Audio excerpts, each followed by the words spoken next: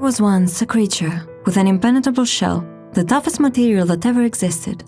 No weapon, blunt force, or magic could hurt it. Everyone desired a piece of it, but it would never give to anyone. This is why the whole world was its enemy, eternally, as they would try to obtain a piece in any way they could. They wanted to either study it, turn it into a weapon or armor to be used in any kind of warfare. Others just envied it. The creature was powerful and indomitable, and all were afraid of its might. They believed that, as it had the power to have anything it wanted, it needed nothing else from life. But this was not true. Like any other being, as powerful as it was, it wanted to feel love, warmth and joy. It needed others close to him, who would not only care about what it had to give them, but what they could offer to it. Yet nobody wanted such a hideous creature in their life. They shunned it. Even if they knew that it was kind on the inside, they still spurned it. Until the creature itself came to believe that nobody would ever care for it.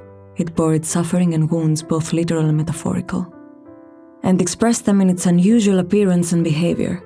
Nobody cared about anything other than this image. They only saw its demeanor, not its nature. All they ever cared about was a piece of its shell. But no matter how they tried to get one, violence, cheating, or manipulation, they never could. Still, the Varmint wanted to give, even if it got nothing in return. But the more it used its heart, the more heartless it became.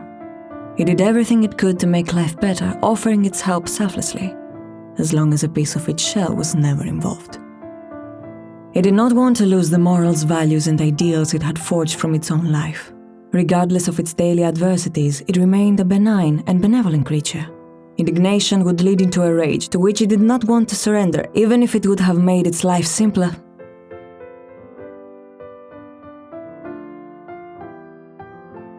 As with every creature, it wanted to be happy and carefree, to live in a world that was ideal. As it was not a sin for everyone else, why should it be a sin for it? It searched for other creatures that would appreciate it, not for what it had to give to them, but for who it was. In leaps and bounds, it passed through every kingdom, city, village, lake, and forest.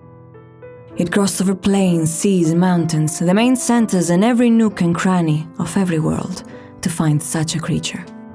Its obsession overwhelmed it. It gave up, but was overtaken by obsession again. It flew until its wings bled, then walked, then began to crawl. This was the first time that it did not seem that it was immortal. All those who had been lurking for such a moment of weakness seized this chance. They imprisoned it. It did not resist. It continued its life in the prison, with no concerns. It could easily break its bonds, but its moment of weakness had withered its mind and soul, and it remained there, with no desire to escape. However, everything would change with a serendipitous meeting.